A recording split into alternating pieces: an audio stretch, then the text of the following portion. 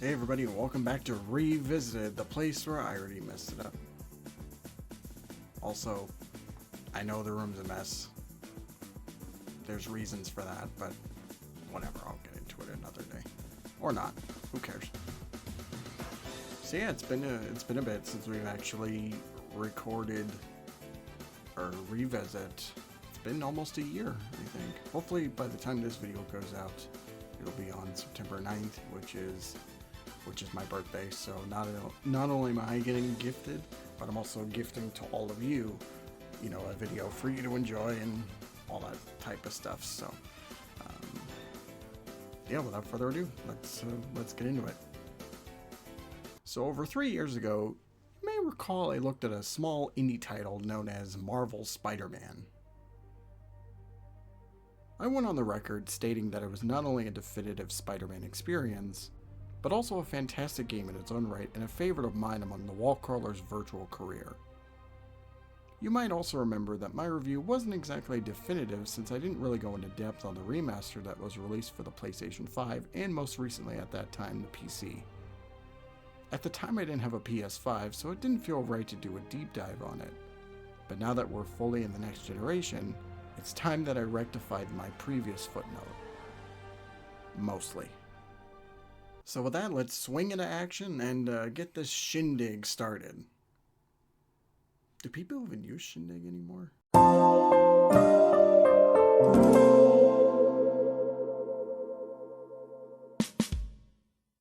I think it's safe to say that one of the most pleasant surprises of 2020 was Spider-Man Miles Morales. Not only were we getting a new game so soon after the first entry, but it was also a launch title for Sony's new hardware. It would be a smaller game, however, and because Insomniac thought they could do no wrong, it was announced as an added bonus for the Ultimate Edition of the game would include a remastered version of the 2018 original. It was rumored previously, and to be frank, I wasn't believing it, but for $20 extra to have the full game with all the DLC included was a cool incentive to throw the extra cash at it. As the hype for Miles grew, we'd get some info about it, which includes being able to play at 60 FPS, the TASM 1 suit added, which fans were happy about, and one major change that set the internet on fire. I already talked about it previously, so go watch the original video if you want my thoughts on it. Or I could mention it, it's been so long since I've made that video. Glaring issues aside, I was really interested to see how this would turn out. Remasters of superhero games weren't really favored and didn't have much care and attention put into them. So to see one with actual time and effort placed would be an interesting change of pace. For this video I'm going to be talking about the PlayStation 5 version, and as much as I wanted to talk about the PC version, I'm leaving it out. Firstly, my computer can barely run Arkham Knight on its lowest settings, so I feel it wouldn't do the game any justice if everything looks like a potato. Secondly, I don't really have the funds at the moment for this, and it doesn't help that the game is $60 on Steam. I'm sorry that this won't be the full Spider-Man Remastered experience like I wanted this to be, but I promise I will cover it at some point along with Miles Morales on PC when I upgrade my setup later. So let's get things started by going over the main game. Before we gush over the things unique to this remaster, I think it's appropriate to talk about the game itself and if my opinions have changed on anything. Starting with the story, I still think it's great and has gotten better in retrospect.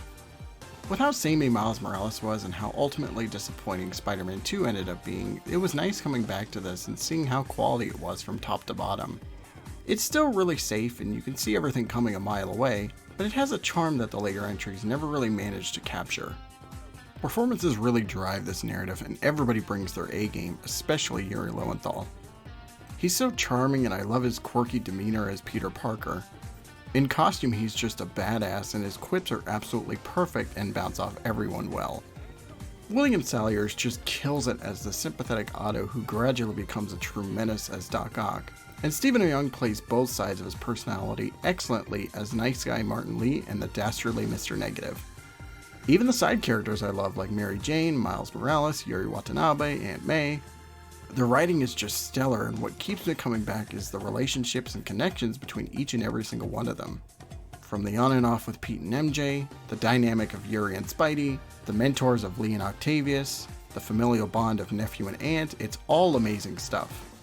Only wish the villains got a little bit more time in the sun, but I love the selection with Kingpin, Shocker, Electro, Rhino, Scorpion, and Vulture, among many others. Otherwise, I had a great time replaying the story and would happily do so again. When it comes to gameplay, it was a bit hard coming back to, but I managed to adjust rather quickly. The later games brought some major improvements, mainly Spider-Man 2, but the foundation that was laid here is still incredibly fun and is in no means bad. Think of it as like going back to Asylum after playing City, which is far superior. Asylum's still my favorite. Fuck you, Origins. Starting with combat, it's a blast. Whether if it's on the ground or in the air, it gets the job done, and nothing feels more satisfying than getting that perfect dodge only to web strike somebody and knock them out instantly. Gadgets are also fun to mix in on occasion, and the suit powers I will never not use when I get the chance. Stealth is still the weakest aspect by far, but I can enjoy it for the most part, with some exceptions.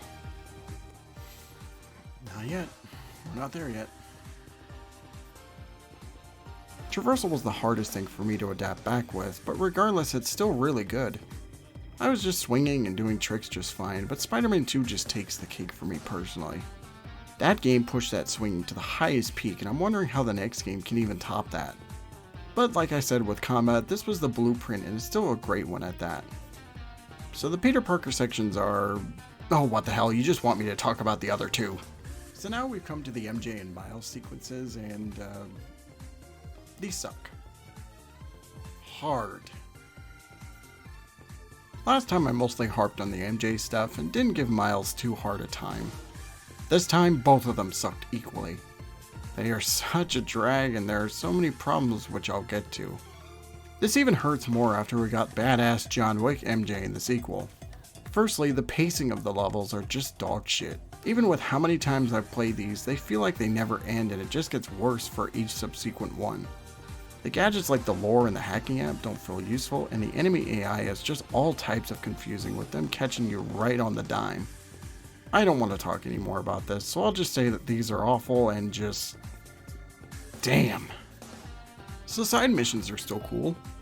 Didn't really bother with them, but all of them are accounted for, like backpacks, landmarks, research stations, bases, and of course...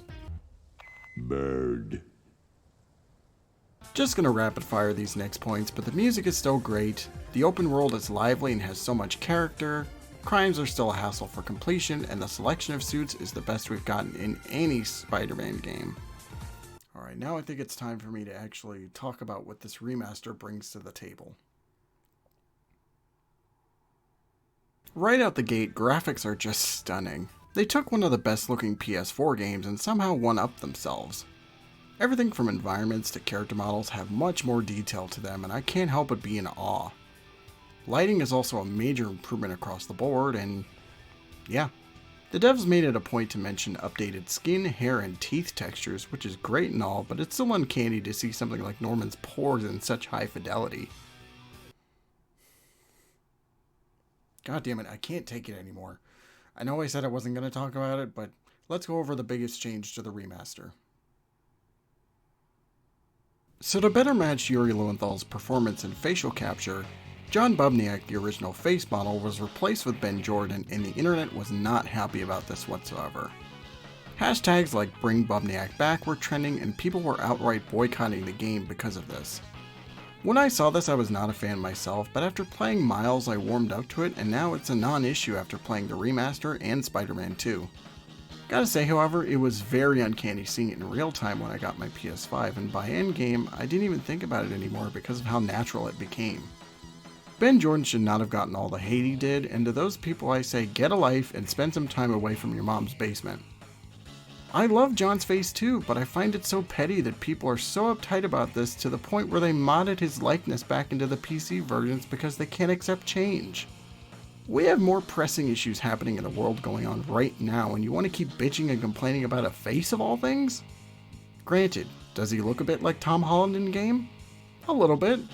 Does he look younger than Miles? Maybe. Does this bring into question why no one else's face changed? I guess. But one thing that's certain is that it happened and Insomniac is going forward with it. I have my own issues for this game, particularly like his neck being really thick and his jawline blending in and having no definition. It isn't a problem when he's in costume maskless, but it's worth pointing out regardless. Just to close my thoughts on this once and for all, I love both faces and people need to grow up and most importantly, Shut up! Shut up! Shut up! Shut up! Can we move on now? Please? The game has tons of accessibility options, and it's crazy what kind of stuff they have on display. From enhanced auto-aim and dodge windows to visual shaders for every model and a high contrast background. This is all really cool stuff to fit everything into everybody's playstyle. Let's talk about performance since this is one of the major draws of the package. When the game launched, there were two options including fidelity, which played at 30 FPS but offered ray tracing at a 4K resolution, and performance, which brought the game down to 1080p at a smooth 60 frames per second. Not long after the game release, they added the Performance RT mode, and this is how I play the game. It's the best of both worlds, offering the ray tracing and high frame rate at a lower resolution. Can we talk about the load times for a second? Because my goodness, it is sublime. Don't believe me? Let me just show you the fast travel real quick.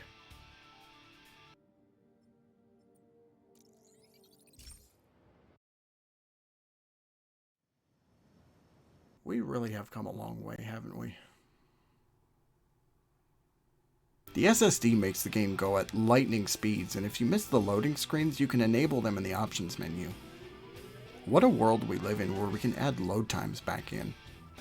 The controller offers haptic feedback and adaptive triggers, and this is a really neat inclusion. It was something I noticed less and less of as I kept playing, but it was a good way to get me more enriched into the experience, and I commend that. Let's talk suits, because this remaster has some new additions. When this version was announced, 3 suits were being added exclusively before being released a short time later on PS4. But a year later, the remaster got 2 more suits to coincide with the release of No Way Home. I love this take on the TASM 1 costume. The Arachnid Rider is really cool, and I quite dig the Armored Advanced suit. Your time will come, I promise. Even though I'm not a big fan of them in the movie, the hybrid suit looks great in game, and so does the black and gold suit. A couple suits even got tweaked a bit, like the damage to the classic suit, and they fixed the eyes on the negative suit. Thank Christ!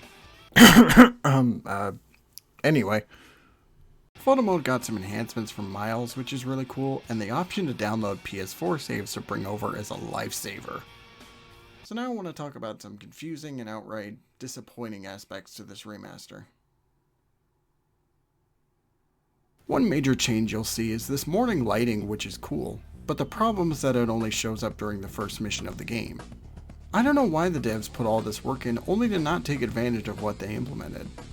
There's other scenes in the game that would have looked great in this lighting, but it just disappears faster than my hopes of ever getting a girlfriend. I don't know why I wrote that. Next thing I want to cover are some quality of life changes from Miles that are just not present here. Like the time of day, for example. In Miles, you can not only change the time of day, but also different weather conditions. The remaster keeps the original method, and that's a shame because I would have loved to swing around in that morning setting or even that rainy overcast in various states. It'd be nice to also mess around and have clear night skies and light rain in the daytime. Also, how come I can't replay missions? That was one of my favorite things added to Miles, and the remaster totally admits this completely, and I don't understand why. One weird thing is that the gadget button is set to R1 by default when you begin playing. Since Peter doesn't have Venom powers, not those ones, this means L1 has no function, but thankfully you can switch it back, which is great since I'm so used to the original control scheme. One thing you can't change is tricks, which is on square now, which I think it's better and I prefer it. But one hiccup is that sometimes when you want to enter combat in the air, you might end up doing a trick instead. Miles has this issue also, so yeah, it can be annoying on occasion. One thing from Miles that is here and I hate is the enemies are more aggressive than usual.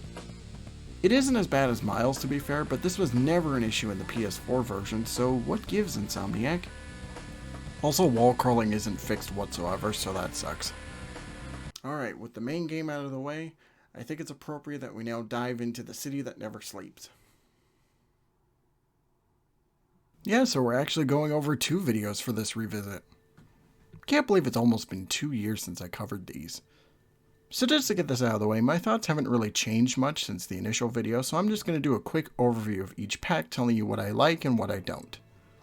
Starting with the heist, overall it's still a fine time. The story is serviceable while also being pretty predictable, but I still really like the Spidey and Black Cat dynamic and chemistry. But come on, did we really need an MJ mission thrown in?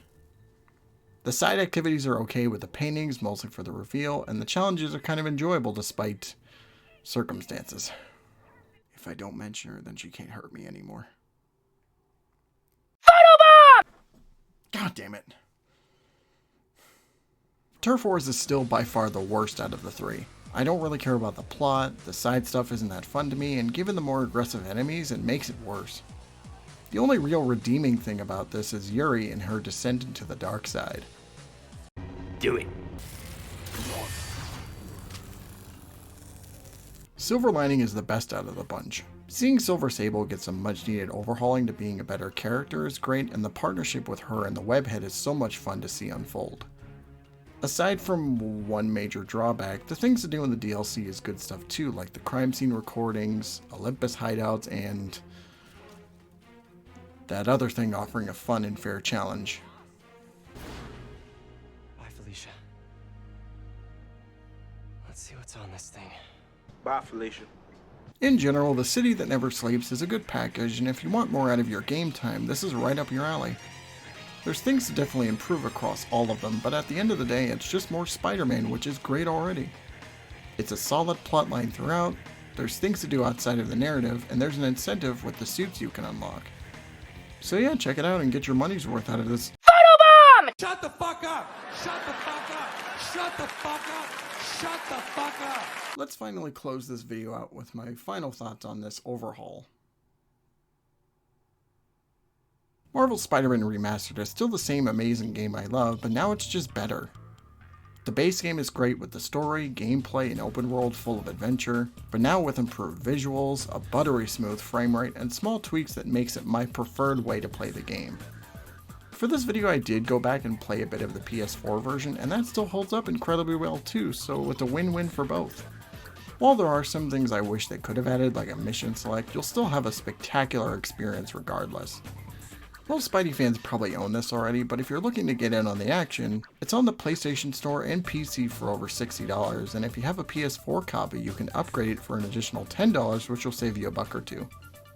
The Ultimate Edition of Miles Morales is another option also, and you get 2 games for the price of 1. Play this and keep on swinging, true believers.